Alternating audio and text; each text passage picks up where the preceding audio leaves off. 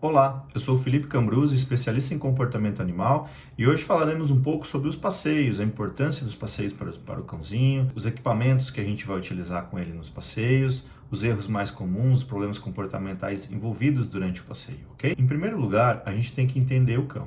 Cada cão tem sua característica, cada raça, cada carga genética, cada estrutura corporal tem a sua característica principal. Existem algumas necessidades básicas que devem ser supridas na vida do cãozinho. As necessidades dos passeios são primárias. É uma necessidade grande, uma necessidade muito forte para o cão. É uma necessidade de desbravamento, de exploração, de caça, de migração. A gente utiliza para drenar a energia do cão através do passeio. Cães com acúmulo energético tendem a extravasar energia de alguma forma. Geralmente são formas negativas de extravasamento. E então, por isso a tamanha importância do passeio para a vida do cão. Realmente, uma necessidade básica que ele tem, que ele trouxe lá do ancestral dele, que é a necessidade da caça, da exploração, do desbravamento. Então ele precisa sair, ele precisa farejar o chão, é uma forma de ele drenar essa energia. A partir do momento que ele saiu para fora de casa, ele começa a farejar o chão, farejar a calçada, interagir com outros cães, interagir com pessoas. Com isso ele começa a ter um autodesenvolvimento, tanto de olfato, de socialização, e proporciona um gasto energético para ele também. Ele começa a drenar essa energia de uma forma muito positiva. Gasto energético efetivo de energia. Além de ser uma atividade mental para o cão, ele está interagindo com outros cães, ele está conhecendo outros cães, ele está se desenvolvendo emocionalmente, está sendo desensibilizado frente a estímulos de barulhos, de som, de pessoas, de movimentação, de coisas que poderiam causar medo para ele futuramente. É muito importante a gente estabelecer uma rotina para o cão. A rotina ela é fundamental para a vida do cãozinho. Ele ama a rotina, ele adora a rotina. Então, os passeios devem ter uma consistência, deve ser de uma forma rotineira. E para isso, a gente precisa de uma preparação, a gente precisa preparar o cão para isso, né? Para poder colocar ele nesse estímulo diário. Então ele precisa de uma preparação física, preparação com relação aos equipamentos que ele vai utilizar, socialização que ele vai ter. Então, em primeiro lugar, os equipamentos. Os equipamentos básicos para um passeio consistem em coleira e guia. Coleira, existem alguns tipos que eu vou explicar aqui mais para frente, mas é basicamente aquela que vai no pescoço, e guia é o que liga a coleira até a mão do tutor, tá? Então eu vou fazer a ligação dessa coleira com a guia. A guia vai que eu vou controlar o cão. A escolha da guia e da coleira, elas são muito importantes, porque a gente vai visar o crescimento do cão, porque eu estou partindo do pressuposto que a gente está iniciando todo o processo, tá? Então eu estou ensinando vocês desde o início, como se fosse um filhotinho. Depois a gente adapta para um cão adulto também. Lá no final eu vou mostrar como que faz para um cão adulto. Mas o filhotinho, a gente vai começar a pesquisar, buscar guias conforme o tamanho dele, conforme a raça, porque ele vai crescer até um determinado momento, até um determinado tamanho. Então é muito importante saber essas características do cão. O peso, a finalidade desse equipamento, qual a finalidade? É só passeio? É atividade física? Lá futuramente, eu sou um atleta, por exemplo, eu gosto de correr. Eu tenho equipamentos específicos para isso. Eu gosto de pedalar. O meu cão vai me acompanhar durante a prática esportiva, durante o pedal. Então tem equipamentos específicos, tem guias maiores, tem guias com alças de cintura e etc. Por aí vai. Então é muito importante a gente saber a finalidade. O tipo também é importante, o tipo de guia, o tipo de coleira, materiais, né? Muito importante saber o material também da guia e da coleira. Materiais como... Existem alguns tipos de materiais básicos, assim, para coleira e guia, que são o algodão, o couro, o nylon. O algodão e o couro é mais macio, porém ele necessita de cuidados específicos.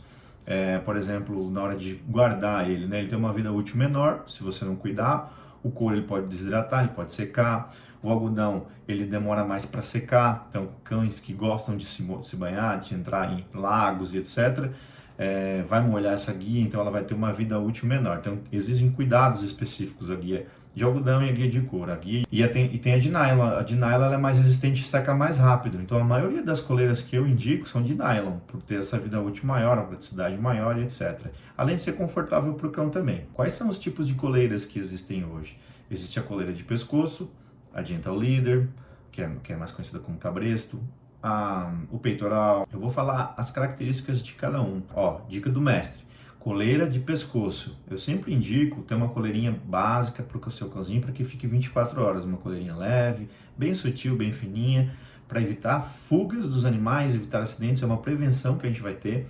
Nessa coleira a gente pode usar plaquinha de identificação, a gente pode não, a gente deve, eu sempre recomendo isso, uma plaquinha de identificação com o nome do seu animal, o nome do seu e o número do seu telefone, caso aconteça alguma fuga do seu animal. Então ela vai ser muito útil para a segurança do seu cão, tanto para a identificação dele, como para a gente evitar alguns tipos de acidentes. Por exemplo, você vai descer do carro, o cão está ali solto, sem guia, e ele tenta fugir, você segura. É uma forma de você controlar ele, segurar ele melhor através da coleira, tá bom? Então sempre coleirinha 24 horas, coleirinha fininha, sutil, leve, confortável para o cão, para que tenha bem-estar também envolvido com o cão, tá? Existe a coleira Gentle Leader. Ela é uma coleira para cães dominantes, cães agressivos, cães muito fortes. Ela pega a região de focinho e pescoço, só que ela não faz tração em garganta e pescoço. Ela faz uma leve tração, ela traciona para cima, então não prejudica. O que eu acho legal dessa coleira é que ela simula a ação da mãe.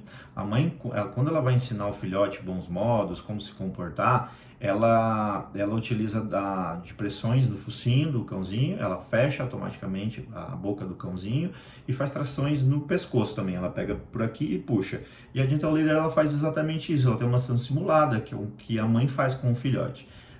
Quando a gente precisa tracionar, quando ela é tracionada, ela tem uma leve pressão no focinho do cão para fechar, né, a boca, e uma leve pressão no pescoço também. Então ela não causa nenhum tipo de agressão para o cão. Ela é legal porque ela é funcional, ela permite que o cão abra a boca e feche normalmente, quando necessário para respirar, né, para transpiração também. Ele consegue se alimentar, ele consegue beber água e assim por diante. Ela é bem funcional, tá bom? E existe a coleira tipo peitoral também. Ela pode ser H, engate dorsal, engate frontal.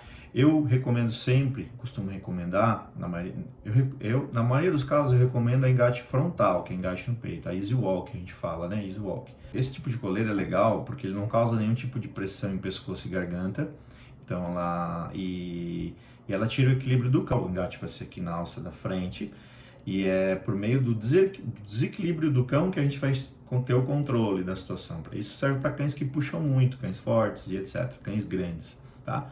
E cães pequenos também, mas cães fortes. E cães indicado também para cães de focinho curto, porque como ela não gera nenhum desconforto em garganta, não tem nenhum tipo de pressão na garganta, cães com focinho curto têm dificuldade respiratória, então ela é bastante indicada.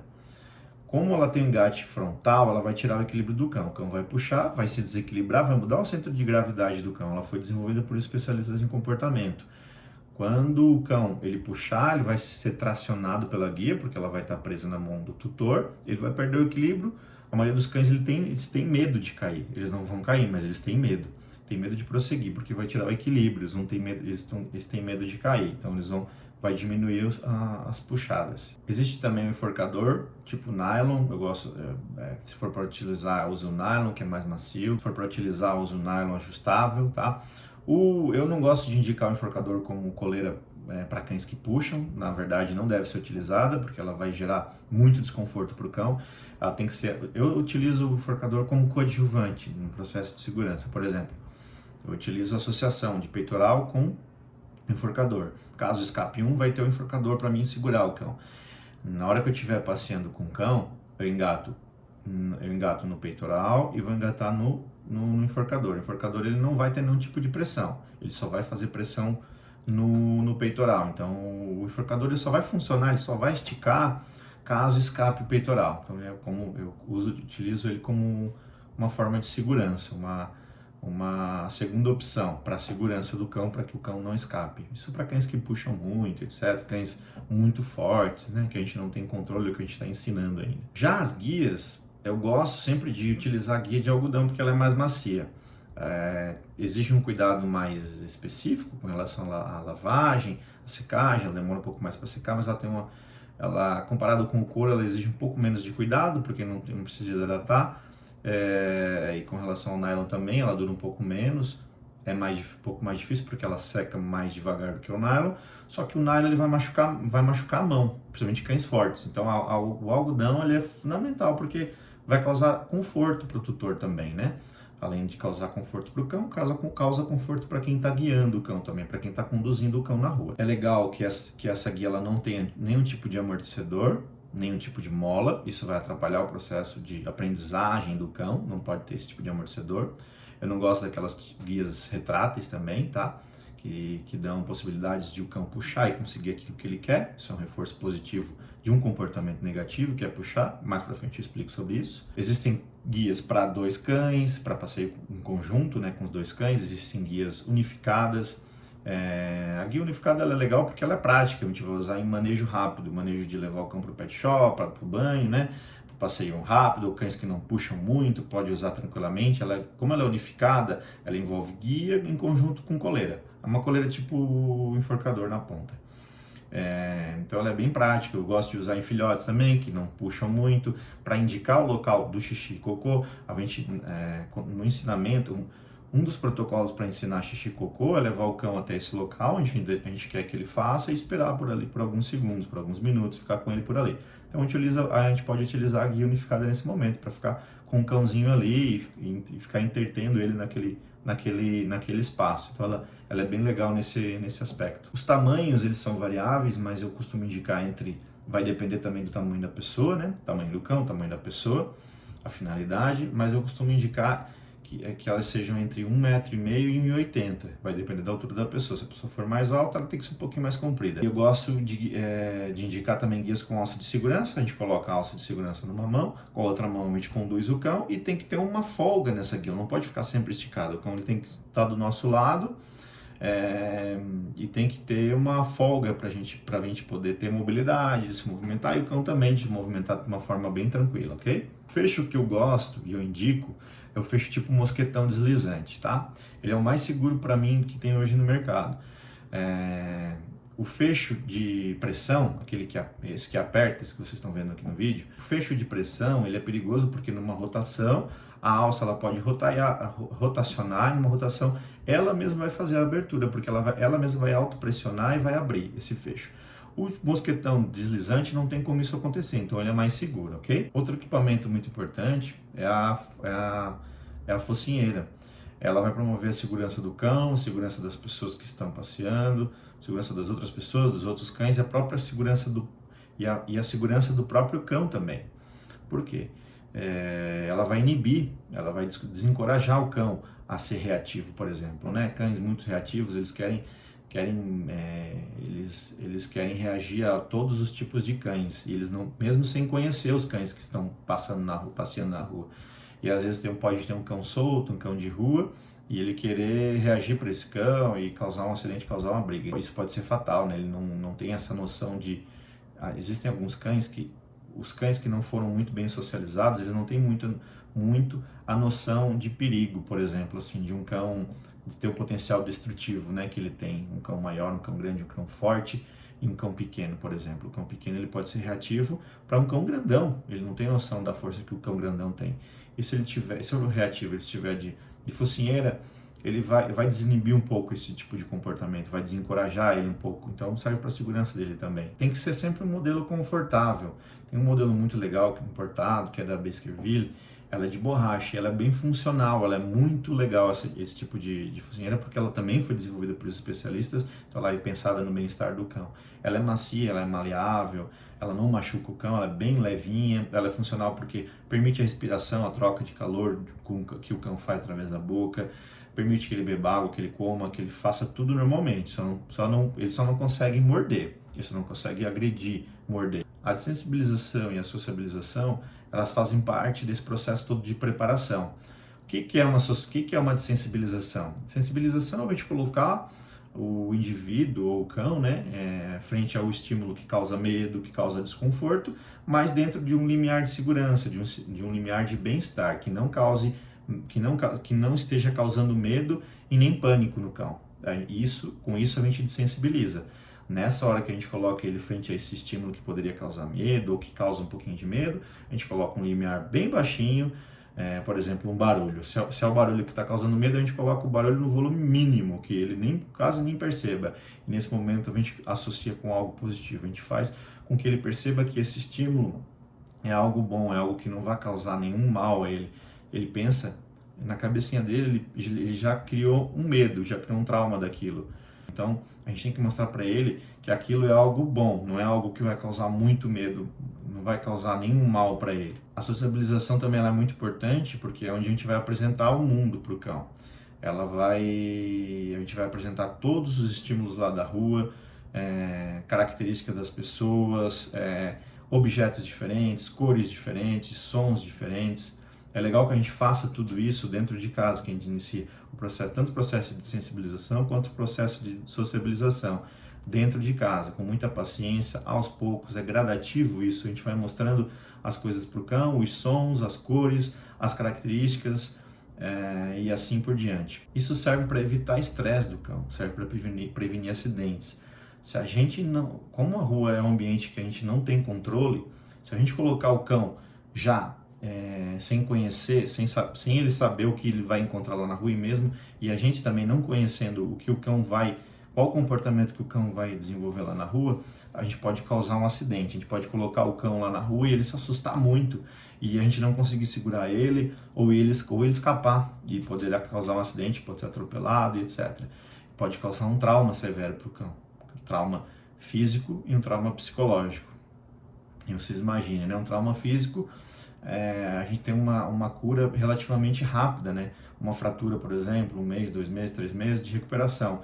Já o trauma psicológico, a gente pode levar anos para recuperar esse trauma. Então é muito importante a gente ficar atento a esses detalhes. Falando um pouco sobre a primeira saída do cão, é importante a gente sempre partir do pressuposto que todas as vacinas estão completas, o protocolo vacinal está completo, ele está imunologicamente protegido, porque se a gente levar um filhote desprotegido para a rua é um local de alto desafio para o cão. Tanto imunologicamente quanto do ponto de vista comportamental, né? Mas falando de vacinas, imunologicamente, ele vai encontrar um desafio muito grande ali de doenças e etc. Então é importante sempre que as vacinas estejam completas. Na socialização, eu sempre ensino, quando eu estou participando do processo, eu ensino de uma maneira bem legal, que a gente começa a apresentar o mundo para o cão, na forma de sensibilização, aos pouquinhos, vai de um gradiente e aumentando aos poucos, para que o cão fique tranquilo. A gente pode ir mostrando o mundo para ele, sim. A gente pode levar o cão no colo, até a porta ou até a janela, para que ele veja o mundo lá fora, mesmo que ele não tenha as vacinas completas ainda. Mas quando ele tiver com as vacinas completas, a gente poderá sair com ele no chão, andando com ele. As primeiras saídas vai depender muito de cada cão. Se ele for mais destemido, a gente vai avançando. Se ele levou um susto, se ele travou, a gente recua, tá? Não é legal a gente forçar nenhum tipo de interação do cão. A socialização é gradual, a gente tem que dar espaço para o cão, a gente tem que dar espaço para que ele observe as coisas que estão passando na rua, o ônibus que está passando, a moto que está passando, o motoqueiro, a pessoa com capacete, características das pessoas, etnias, características faciais, né, mesmo barba, cabelo comprido, óculos de sol, óculos de grau, chapéu, boné, cores de camisetas, por exemplo, camiseta verde, vermelha, preta, isso são características que os cães marcam bastante, tá? Então é importante a gente socializar com todos esses estímulos. O guarda-chuva, que vai fazer barulho a hora que abrir ele, o preto do guarda-chuva, a tampa do bueiro, o lixeiro, o latão de lixo, o saco de lixo preto, muitos cães se assustam ali, então a gente tem que mostrar aquilo de uma forma positiva. Cães muito medrosos, a gente começa a sociabilização ela é feita gradativamente e de longe. A partir do momento que o cão se sinta mais confiante, ele vai percebendo, ele vai tendo controle da situação, a gente vai se aproximando aos poucos. É assim que funciona a socialização, tá? A gente vai saindo bem aos pouquinhos com o cão. Existem alguns cães que a gente não vai conseguir sair na primeira vez já lá para baixo e sair até a rua. A gente vai ter que sair, por exemplo, até o corredor da nossa casa, do nosso apartamento, ou até a nossa garagem, ou até o nosso hall de entrada do prédio, e não vai conseguir levar o cão para a rua de imediato. Cães destemidos, sim, a gente leva já para a rua na primeira vez, mas cães mais medrosos, mais retraídos, a gente não faz isso.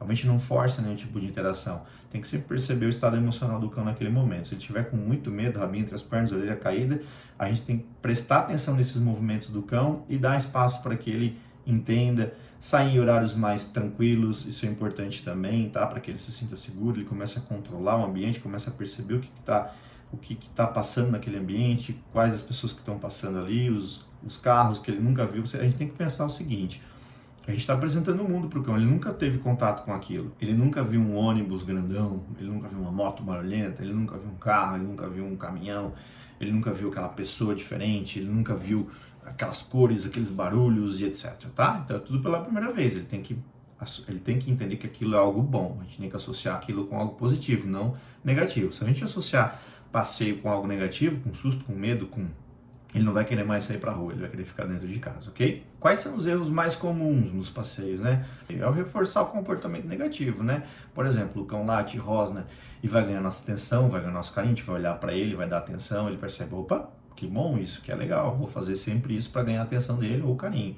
Ou ele pede colo e vai ganhar nossa atenção, ou a gente vai pegar ele no colo, ou ele puxa e está puxando e está conseguindo aquilo que ele quer, por exemplo, ele está puxando porque ele quer atravessar a rua e a gente deixa ele puxar e leva ele até outro lado da rua. Isso é um reforço positivo de um comportamento ruim, que é puxar. A gente está ensinando para ele assim, o seguinte, puxar é bom, ele vai puxar e vai ser recompensado. Na tentativa de conseguir algo, ele conseguiu. Ele tentou atravessar a rua e conseguiu. Ele tentou chegar até o gramado para cheirar e conseguiu porque a gente deixou. Então, claro que a gente não vai inibir sempre o cão, é um processo de aprendizado. Nas primeiras vezes a gente vai deixar, inclusive, o cão para que ele se sinta seguro, ele conheça o ambiente e tal, isso é as primeiras vezes. Mas a partir do momento que a gente está ensinando para passeio para o cão, a gente começa a colocar algumas regrinhas ali de convivência. Se ele puxa, ele não consegue, ele vai ter que olhar para mim, ele vai ter que pedir autorização, ou eu autorizo. É mais fácil desse jeito a gente controlar os cães na rua. Existem alguns tipos de comportamentos nos passeios dos cães, né? Que é a agressividade, a reatividade, quando um cão está se aproximando e o cão reage de uma forma de intimidar aquele outro cão ou aquela pessoa porque ele está com medo, não é um cão agressivo. Ou a própria agressividade, o cão é agressivo mesmo, ele quer agredir outro cão, ele quer agredir outra pessoa. Aí existem as brigas entre os cães, que são muito perigosas, né? E a partir do momento que acontecer uma briga, a gente já errou em algo, a gente tem que prestar atenção nos movimentos dos cães, eles vão sinalizar pra gente quando vai acontecer alguma briga, então nunca permitir isso.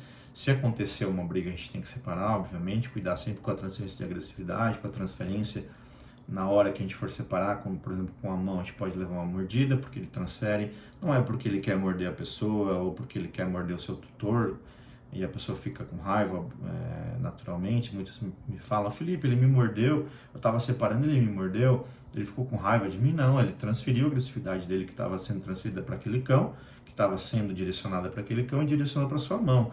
Ele nem percebeu que era sua mão. Se você colocar o pé ou a vassoura, pode ser que ele morda também esses objetos, ok? Uma transferência. Então tem que cuidar com isso. Ou o cão, ele puxa muito, entrelaça as pernas, vai para um lado, vai para o outro. A gente não tem um passeio funcional, a gente não consegue ter um gasto energético efetivo porque o passeio ele não tem ritmo, ele não tem sequência. Para ter um gasto efetivo que seja bom para o cão e para as pessoas também, tem que ter ritmo, tem que ter sequência, ok? Então o cão puxa, o cão entrelaça as pernas, pode causar um acidente, pode causar uma queda. O cão também... Existem cães também que pulam muito, atrapalha bastante, fica pedindo colo para o dono, ou pula nas pessoas, pula nos cães, pula pedindo atenção e etc. Cães medrosos, os cães podem ter medo também, muito medo, pânico, querer se esconder. Isso pode ser fatal para o cão, porque ele pode se soltar da guia. Se é um cão muito forte, no momento de pânico, ele tem muita força, ele vai, de qualquer forma, ele vai querer sair daquela situação, ele vai fazer de tudo para sair daquela situação, inclusive ser agressivo, que é uma forma de reação. Reações de luta ou fuga, né? Ele não consegue fugir, então ele vai lutar. Primeiro ele tenta fugir, ele não consegue, ele vai lutar. Então hoje a gente falou um pouco sobre os passeios, desde filhotinho, o que a gente precisa, os equipamentos necessários, alguns conceitos importantes sobre guia coleira, tipos de equipamentos, a preparação que a gente deve fazer desde os primeiros dias do filhote, as primeiras saídas, toda essa preparação, os erros comuns que a gente acaba cometendo e o que fazer para reverter isso também, o que fazer para prevenir esses tipos de comportamentos, ok? Então, se você gostou, dá o seu joinha, se inscreve no canal, vamos fazer com que esse canal cresça, para a gente dar a oportunidade de chegar até mais pessoas, mais famílias e que a gente consiga ajudar o número máximo de pessoas e famílias, ok? Ajudar a melhorar esse convívio entre os cães e suas famílias. Até mais, pessoal. Forte abraço. Até o próximo vídeo.